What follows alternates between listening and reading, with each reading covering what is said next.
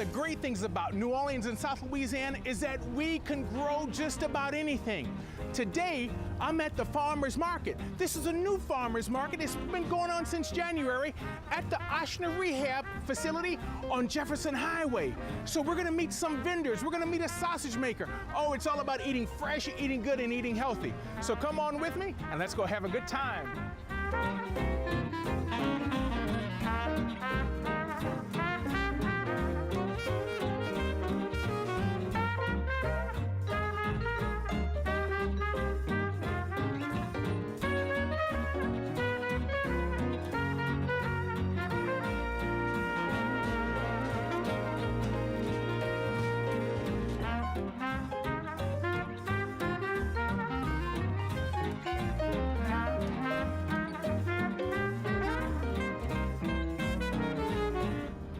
I'm with Emily, the Director of Community Affairs at Ochsner Health System.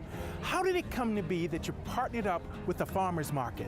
Well, Ochsner partnered with the Crescent City Farmers Market as a way to bring fresh, locally grown food to the neighborhood and also to our patients. The idea is that good food, good nutrition is the best medicine. One of the things that makes it so fun to come to the Crescent City Farmers Market at Ochsner is that you get to visit with the farmers and they can give you tips on what's the most ripe or how to best prepare a meal with what's in season. We know that access to healthy fruits and vegetables is one of the building blocks of a healthy life and also a healthy community.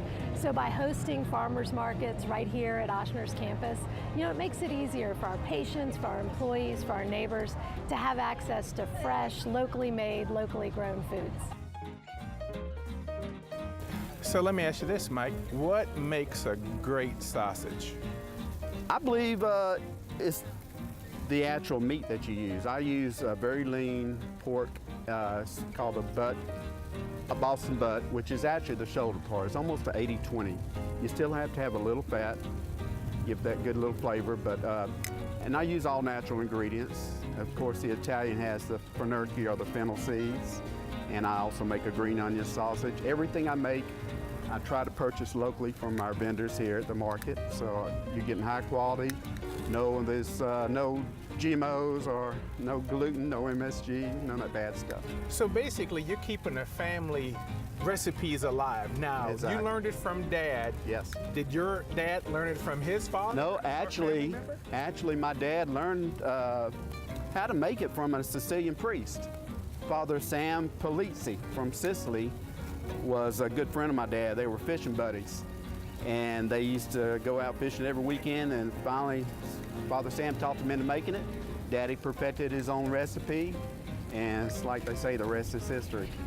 In years past, I've gotten tomato plants and haven't had any success. Gotcha. But here, I can come to the market and get everything fresh, and they look so beautiful. What are some of the different types of tomatoes that you have? So currently, the majority of what I have is beefsteak tomatoes. I have a couple heirlooms with me. I have some clementines and some beefsteak cherries, and then these are our yellow pineapples. And then over here I have our cherry mix, which is a chocolate cherry, a red cherry, and our sunburst yellows. How do they vary in flavor? So, a red cherry is probably just a regular classic acidic kind of flavor. Usually the rule of thumb is lighter the tomato, the less acidity, and usually the sweeter it is. And then the purples are kind of hard to describe. It's sort of like nutty, kind of tangy, but still has a strong acidic flavor to it. Wow. What's your favorite way to prepare the tomatoes?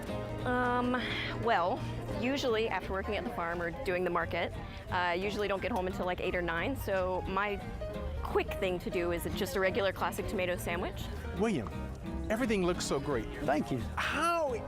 Explain to everyone what it means when you have something fresh picked off the plant. Fresh picked off the plant means that, for instance, this squash and zucchini was picked yesterday afternoon in preparation for this market. These onions and potatoes were dug this morning. Those peppers were picked this morning. So not only are you getting the freshest, but you're getting varieties that can be grown for flavor and not just for shelf life. So the stuff that you can come down here to the farmer's market and get, literally picked fresh at the peak of ripeness, when the flavor's at its highest, and you have the longest shelf life after you bring it home, and you can enjoy it with your family. I think that's something that people don't understand, how plants and vegetables are picked, but then they have to have time for shipment. Sure. Where being at a farmer's market, you could do it and then be at market in the afternoon. Absolutely, you know, and there's a lot of talk about food miles and carbon footprint and all that kind of stuff, you know, and in eating local, buying local, shopping locally, you know, and I mean, my farm's 54 miles north of here in Ponchatoula, you know, so I don't have to go very far to bring this fresh stuff to the folks, you know. It doesn't have to be picked, then warehouse, then shipped, then warehouse, then shelved, then bought, then brought home. I mean, you're looking at 5 to 7 days before you even get a chance at it. I mean, some of this stuff was literally in the ground growing this morning. I mean, it would be difficult to get fresher than that, you know, and freshness does equate taste. I cannot wait to take these babies home and get them cooked. So, if you have nothing going on a Wednesday, come on out here to Ochsner from 3 to 7. Oh, baby, this is so good. Eat fresh, eat healthy, and you'll be happy as me. Oh, I forgot, I have to get some bread.